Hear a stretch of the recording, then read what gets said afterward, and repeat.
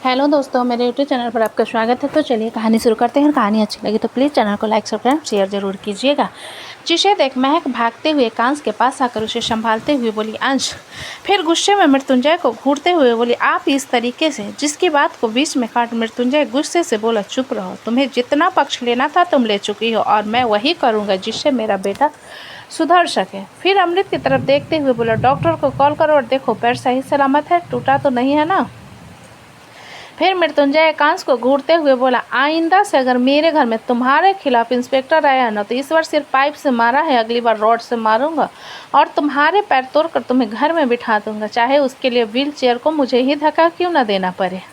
इतना कहकर मृत्युंजय पाइप तो वहीं पर झटक कर गुस्से में अंदर की तरफ चला गया। एकांश की आंखों में नमी थी, वो जाते हुए मृत्युंजय को देख रहा था। जब वो आरोह अद्विक प्रणव और त्रिजल जल्दी से उसके पास आए और उसे उठाने लगे। उन लोगों को उठाने पर एकांश उसके सहारे उठकर खड़ा हो गया। तो अद्विक एकांश की तरफ देखते हुए ब्रो हम आपके कमरे तक ले चले या बाहर छोड़ दे। अद्विक के बाद सुने एकांश उसे खुद से दूर कर गुस्से से बोला मुझे किसी की मदद नहीं चाहिए। इतना कहकर वो खुद लड़खड़ाते हुए अंदर की तरफ चला गया। जिसे जाता हुआ देख शोभित अद्विक के सिर पर थप्पड़ मारकर बोला ऐसे कोई पूछता है क्या, देख रहे हो ना ऑलरेडी गुस्से में है। अद्विक शोभित की बात सुन मुँह बनाते हुए बोला गुस्सा हमें भी आता है, हम ऐसे पागलपंथी नहीं करते और मैंने कुछ गलत नहीं पूछा। उनके कमरे के दरवाजे पर लिखा हुआ है कि नो एंट्री, जिसे पढ़ने के बाद भी अगर हम वहां जाएंगे तो मार तो हम ही खाएंगे ना। अदिति अद्विक की बात सुन उसे घूरने लगी तो अद्विक त्रिजल और प्रणव की तरफ देखते हुए बोला चलो आज के लिए इतना काफ़ी था। त्रिजल अद्विक की बात को इग्नोर कर ऊपर की तरफ चला गया, जिसके साथ प्रणव और आरव भी चले गए। उन दोनों को जाता हुआ देख अद्विक गहरी सांस भर खुद भी उनके पीछे चला आया।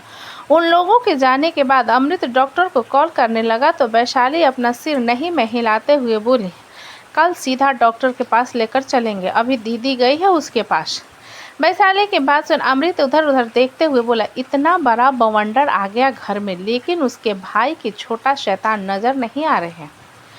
अमृत की बात सुन वैशाली ऊपर की तरफ इशारा करते हुए बोली अपने कमरे में सो रही है महारानी, इसलिए हम अब तुमको समझ रहे हैं। जाकर अपने बिलौटे और हमारे बड़का भैया को समझा दो, आगे से ऐसे जवान बेटे पर हाथ नहीं उठाते। अमृत वैशाली की बात सुनकर बोला वैशाली मुझे जय और उसके छोटे बेटे के पछड़े में नहीं पड़ना, क्योंकि वो तुम्हारा बिटवा है, मेरा नहीं।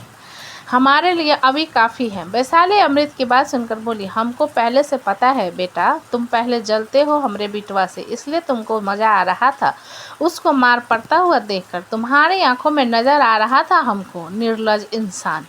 इतना कहकर वैशाली अमृत को लात मारते हुए कांस के कमरे की तरफ चली गई। जिसे जाता हुआ देख अमृत मुंह बनाते हुए किचन में चला गया और सरसों का तेल और हल्दी मिक्स करके गरम करने लगा और वहां पर रखे गरम दूध को देख उसमें हल्का सा इमामी हल्दी मिलाते उबालने के बाद ट्रे में लेकर एकांश के कमरे की तरफ चला गया। इधर एकांश ने उन कुर्ते और पजामे को निकाल दिया था और नीचे ब्लैक शर्ट के ऊपर व्हाइट ढीला शर्ट पहने अपने दोनों पैर को देख रहा था, जहां एक पैर में ज़्यादा लगी थी और वो जख्म तुरंत सूजकर नीला पड़ गया था। एकांश के कान और चेहरा दर्द के कारण लाल हो गए थे, उसकी आंखों भी बुरी तरीके से लाल हो गई थी। जब महक उसके जख्म को साफ करते हुए बोली अंश कितनी बार कहा है बेटा तुमसे बदमाशी मत किया करो। एकांश महक की बात सुनकर रोते हुए बोला मुझे क्या पता था इतना सीरियस हो जाएगा। महक एकांश की बात सुनकर आंखों में नमी लिए बोली कितनी बार कहा तुमसे अपने पापा की बात माना करो। एकांश महक की बात पर दर्द से कराते हुए रूंधी हुई आवाज़ में बोला आह मुझे दर्द हो रहा है। महक एकांश की बात पर उसमें एंटीसेप्टिक लगाने लगी। जब अमृत अंदर आते हुए बोला महक उसे मत लगाओ, पाइप से पड़ने पर ब्लड जम जाता है, इसलिए तुम इसे गर्म हल्दी लगा दो। ये कहते हुए अमृत ने कटोरी महक की तरफ बढ़ा दिया, जिसे लेकर महक धीरे धीरे एकांश के पैर को लगाने लगी। तो एकांश ने मुट्ठी में बिस्तर के कॉर्नर को पकड़ लिया। अमृत उसके दर्द को एक नज़र देखने के बाद हल्दी वाला दूध उसकी तरफ बढ़ाते हुए बोला ये लो इसे पी लो, नींद आ जाएगी और तुम्हारा जख्म भी जल्दी ठीक हो जाएगा। एकांश अमृत की बात सुन बिना दूध लिए उसकी तरफ देखते हुए आप तो खुश होंगे ना। जिसके जवाब में अमृत तिरछा मुस्कुरा कर बोला शायद हाँ, क्योंकि बेवजह का एटीट्यूड और तुम्हारा भ्रम दोनों टूट जो गया है। ये जिस मृत्युंजय से तुम मिले ना, ये असली मृत्युंजय है, जिसके लिए भाई बहन औलाद से बढ़कर उसकी खुद के रेपुटेशन है। इसलिए वक्त है सुधर जाओ बेटा। महक अमृत की बात सुन एकांश की तरफ देखते हुए बोली, तुम्हारे चाचू सही कह रहे हैं। तुमने देखा है तुम्हारे डैड कभी भी अभी और तुम्हारे शिव भैया पर नहीं चिल्लाए, क्योंकि वो दोनों उनके आदर्शवादी बेटे हैं जो उनके कहने पर उठकर खड़े हो जाते हैं, उनके कहने पर उठकर बैठ जाते हैं, और ऐसे लोगों को बेटा नहीं कुत्ता कहते हैं। और मैं कुत्ता नहीं हूँ, एकांश ने गुस्से में कहा, जिसकी बात पर महक ने एक थप्पड़ उसके गाल पर जड़ दिया तो एकांश अपने दांतों को आपस में पीसने लगा, जिसकी आवाज़ को सुनते हुए महक गुस्से से बोली, अगर तुमने आगे से अपने पापा को बेइज्जत करने की कोशिश की तो मेरा मरा हुआ मुंह देखेगे। महक की बात पर एकांश गहरी सांस भरते हुए अमृत के हाथ से हल्दी वाला दूध लेकर पी गया और जाकर बिस्तर पर बैठते हुए बोला, गुड नाइट। इतना कहकर एकांश अपने अलार्म को 5 का सेट करते हुए लाइट्स ऑफ करते हुए लेट गया। महक अमृत बाकी सब कुछ पल वहाँ रुके, जिन्हें देख महक बोली, आप लोग अपने कमरे में जाकर आराम कर लीजिए। जिसकी बात सुन सभी अपने अपने कमरे की तरफ चले गए। जिनके जाने के बाद महक एकांश के पास आकर उसके बालों को सहलाते हुए उसके माथे को चूम कर बोली, तुम्हारे पापा को तुम तीनों पर बराबर नाज है और सबसे ज़्यादा वो तुमसे प्यार करते हैं, क्योंकि तुम हमेशा से उनके लाडले बेटे रहे हो। लेकिन तुम्हारी इन हरकतों से उनका दिल टूट रहा है अंश, कहीं वो तुम पर नज़र डालना ही बंद ना कर दें। इसलिए प्लीज़ तुम ऐसी हरकतें मत किया करो, बाकी तुम खुद समझदार हो। ये कहते हुए महक गहरी सांस भरकर उसके बालों को सहला, ब्लैंकेट अच्छे से एडजस्ट करते हुए कमरे का दरवाज़ा बंद करते हुए कमरे से बाहर चले गए। जिसके जाने के बाद एकांश ने करवट बदली, उसकी आंखों से आंसू निकल रहे थे। वो चुपचाप ब्लैंकेट को पूरा ओढ़ते हुए सो गया। इधर महक कमरे में आई तो देखा मृत्युंजय सो गया था, जिसे देख महक ने गहरी सांस भरी और दरवाज़ा अंदर से बंद करते हुए आकर खुद भी लेट गए। तब महक ने सिर घुमाकर मृत्युंजय की तरफ देखा, जो अब करवट बदलकर उसे ही देख रहा था। जिसे देख महक कुछ कहने को हुई तो मृत्युंजय ने उसे खींचकर अपने सीने से लगा लिया। महक मृत्युंजय के हरकत पर उसे घूरते हुए बोली, पता है अंश को कितना ज़्यादा लगा है? अच्छी बात है, अगली बार और ज़ोर से मारूंगा और तुम ज़्यादा उसका साथ देना बंद करो, मृत्युंजय ने महक को घूरते हुए कहा। जिसे सुन महक उसे खुद से दूर करते हुए बोली, हमारा बेटा है वो, इसलिए मार रहा हूँ, किसी और का बेटा होता तो सिर्फ समझाकर छोड़ देता, मृत्युंजय ने बीच में कहा। जिसकी बात पर महक उसे घूरने लगी तो मृत्युंजय उसकी आंखों पर हाथ रखते हुए बोला, गुलाबो ऐसे मत घूरा करो, मुझे बिल्कुल अच्छा नहीं लगता। जिसकी बात पर महक ने कोई जवाब नहीं दिया तो मृत्युंजय धीरे धीरे उसके सिर को सहलाने लगा और कब महक नींद की आगोश में चली गई उसे पता ही नहीं चला। जिसके सो जाने के बाद मृत्युंजय खुद से बोला, क्या मुझे उसे देखने जाना चाहिए? फिर अपना सिर नहीं में हिलाकर बोला, बिल्कुल नहीं, ये उसकी गलती की सज़ा है। इतना कहते हुए मृत्युंजय महक की तरफ देखते हुए अपनी आंखें बंद कर सो गया। हंटिंगटन बीच, कैलिफोर्निया, यूएसए, जहां इंडिया में रात के 2 बज रहे थे, वहीं एक 19 साल का 6 फुट सलीम पर्सनालिटी, घुंघराले काले वाले बाल, बेहद गोरा रंग और नीली आंखों वाला लड़का बीच के किनारे बार बार उठ रही लहरों के बीच वाटर स्केटिंग कर रहा था। जिसे 2 लड़के और 1 लड़की चेयर अप कर रहे थे और वो सभी उसी के उम्र के थे।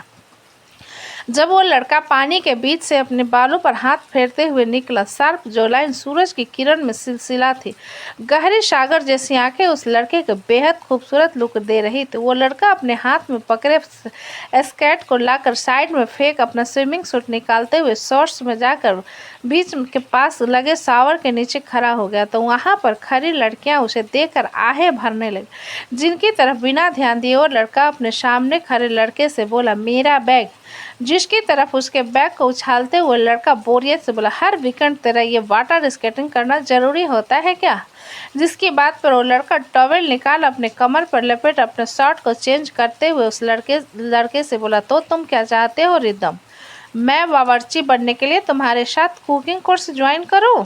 ओह, सारंग परिवार के दूसरे सपूत, मैं कोई बावर्ची नहीं हूँ, उसे सेफ कहते हैं, रिदम ने चिढ़ कर कहा। जिसकी बात सुना व्यक्ति मुस्कुराते हुए अपने सामने स्विमिंग सूट पहनकर खड़ी राशि से बोला, तुझे क्या लगता है ये वैष्णव सही कह रहा है? राशि अव्यक्त की बात सुन मुस्कुराते हुए रिद्धम से बोली, रिद्धम भैया आप इतने अच्छे बावर्ची हो, आई मीन शेफ हो, तो मेरे डैड के होटल को ज्वाइन क्यों नहीं कर लेते? मैं आपको हेड शेफ के तौर पर ज्वाइन करवा सकती हूँ। रिद्धम उन दोनों को मजाक उड़ाने पर वहाँ पर खड़े विशाल से बोला, इन दोनों को कुछ समझाओ वरना दोनों को इसी समुद्र में डुबाकर मार दूंगा मैं। विशाल रिद्धम की बात पर तुम अपने फ़ोन में टाइपिंग करते हुए बोले, मैं क्या समझाऊं, मेरी नैया खुद डूब रही है। विशाल की बात सुन राशि एक्साइटमेंट में उसके पास आ उसके कंधे पर अपनी बाजू रखते हुए बोली, क्रिस्टीना से चैटिंग कर रहे हो ना? अव्यक्त विशाल की राशि की बात सुन मुँह बनाते हुए बोला, कल तक मुझे प्रपोज कर रही थी और आज उसके साथ हो गया। विशाल अव्यक्त की बात सुनकर दांत दिखाते हुए, ये तेरा ही फ़ोन है, इंस्टा पर मैसेज किया है उसने, मैं बस रिप्लाई कर रहा था। जिसकी बात पर अव्यक्त गुस्से से विशाल की तरफ बढ़ते हुए चिल्लाया, you bloody bastard, I will fuck you, how dare you touch my phone. और उस लड़की का फ्रेंड रिक्वेस्ट भी एक्सेप्ट किया। जिसे अपनी तरफ आता हुआ देख विशाल जल्दी से फ़ोन उसकी तरफ उछाल भागते हुए बोला, मेरी गलती नहीं है, वो लड़की क्यूट है। ये कहते हुए बहुत आगे भाग गया। अव्यक्त ने गुस्से में अपने फ़ोन को उठाया और वॉइस मैसेज पर बोला, Christina, Vishal was replying to you, I don't think anything about you and my marriage is fixed, so don't message me again. इतना कहते हुए अव्यक्त ने अपना फ़ोन पॉकेट में रख लिया और विशाल को घूरते हुए बोला, मैं पक्का तुम्हारे पापा को बताऊंगा इस बारे में। राशि अव्यक्त का साथ देते हुए विशाल से बोली, ब्रो बिल्कुल सही कह रहे हो, तुम्हें ऐसा नहीं करना चाहिए था। विशाल उन दोनों की बात सुन कुछ कहता उससे पहले ही अव्यक्त का फ़ोन बजने लगा। उसने देखा ब्रो नाम उसके फ़ोन में शो हो रहा था, जिसे देख अव्यक्त कॉल अटेंड करते हुए कान में लगाकर बोला, हेलो ब्रो। जिस पर दूसरी तरफ से एक शांत आवाज़ आई, अभी मैं कल इंडिया के लिए निकल रहा हूँ, तुम यहाँ पर सब कुछ संभाल लेना। शिवांश की बात सुन अव्यक्त जल्दी से बोला, वैदिक चाचू भी जा रहे हैं आपके साथ? जिसके जवाब में शिवांश बोला, हाँ 3 घंटे पहले ही मैसेज आया था, डैड हमें वहाँ बुला रहे हैं। शिवांश की बात पर अव्यक्त कुछ पल चुप रहकर बोला, ब्रो। जिसकी बात को बीच में काट शिवांश फिर से बोला, मैं एक मीटिंग में हूँ, फ्री होकर तुम्हें कॉल करता हूँ, तब तक घर पहुँच जाना। इतना कहकर शिवांश ने कॉल कट कर दिया। जिसके कॉल कट करने के बाद अव्यक्त ने फ़ोन की तरफ देखा तो रिद्धम उसके कंधे पर हाथ रखते हुए बोला, क्या हुआ? जिसके जवाब में अव्यक्त अपना सिर नहीं में हिलाते हुए बोला, nothing bro is going to India. जिसकी बात सुन रिद्धम ने अपना सिर हिला दिया तो राशि शैतानों की तरह मुस्कुराते हुए बोली, लगता है इस बार मामू शिव भैया के हाथ पीले करके ही छोड़ेंगे। राशि की बात पर सभी उसकी तरफ देखने लगे और अव्यक्त अपना सिर नहीं में हिलाकर बोला, ब्रो किसी काम के चलते जा रहे हैं, फालतू की शादी अटेंड करने नहीं। शादी? राशि अव्यक्त की बात सुनकर बोली, ब्रो मैं ये नहीं कह रही कि शिव भाई किसी की शादी अटेंड करने जा रहे हैं, मैं कह रही थी कि मामू इस वर्ष शिव भाई की ही शादी कर देंगे और साथ में वैदिक मामू को भी। राशि के बाद सुन रिद्धम अपना सिर खिलाते हुए बोला, शादी बर्बादी है, समझ नहीं आता लोग शादी करते हैं क्यों? हम जैसे नमूनों को पैदा करने के लिए। विशाल ने आते हुए कहा। जिसे सुन सभी लोग हंसने लगे तो अव्यक्त उन लोगों की तरफ देखते हुए बोला, चलो शॉपिंग के लिए चलते हैं, न्यू ईयर है, ब्रो के हाथों फैमिली वाले के लिए कुछ गिफ्ट भिजवा दूंगा। अव्यक्त की बात पर सभी ने अपना सिर हिला दिया और बीच से निकलते हुए अव्यक्त के नज़र कॉर्नर में गई, जहां एक आदमी ब्लॉगिंग कर रहा था और साथ में फ़ोटोज़ खींच रहा था। जिसे एक नज़र देखने के बाद अव्यक्त आगे बढ़ गया तो उस आदमी ने राशि के कुछ तस्वीर खींची और लोगों की भी तस्वीर खींचते हुए अपना सर हिलाते हुए आगे चला गया। पंचोली मेंशन। एक 15 साल की लड़की ब्लू और वाइट कलर के चेक शर्ट के नीचे डार्क ब्लू कलर के स्कर्ट और पैरों में स्कूल शूज अपने लेफ्ट हैंड में रिस्ट वॉच और पैरों में डार्क ब्लू कलर के मोजे पहने खड़ी अपने दोनों हाथ जोड़े सामने कन्हा और राधा की मूर्ति के सामने प्रार्थना करे। जब 10 साल के लड़के वहां पर दौड़ते हुए चले आए, उन दोनों ने भी सेम स्कूल का यूनिफॉर्म पहन रखा था, लेकिन जहां एक लड़के ने बिल्कुल डिसेंट से कपड़े को प्रिपेयर किया था, वहीं दूसरे लड़के के कॉलर का एक बटन खुला हुआ था और उसने ढीला सा टाई बांध रखा था। जब उनकी प्रार्थना पूरी हुई तब पीछे से ध्रुवी की आवाज़ आई, साध्वी अर्श दक्ष चलो आओ, नाश्ता रेडी हो गया है, स्कूल के लिए देरी होगी। जिसकी आवाज़ सुनकर तीनों भगवान का आशीर्वाद लेते उनके पास आ गए।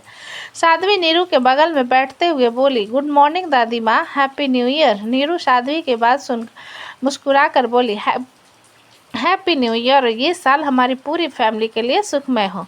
साध्वी नीरू की बात सुन मुस्कुरा दी। जब आदर्श न्यूज़पेपर उठाने लगा तभी दक्षित ने न्यूज़पेपर को पकड़ा, जिसे देख आदर्श उसे अपनी तरफ खींचते हुए, मैंने पहले पढ़ा था लेकिन नज़र पहले मेरी गई थी, दक्षित ने जिद में कहा। जिस पर आदर्श ध्रुवी की तरफ देखते हुए बोला, मॉम।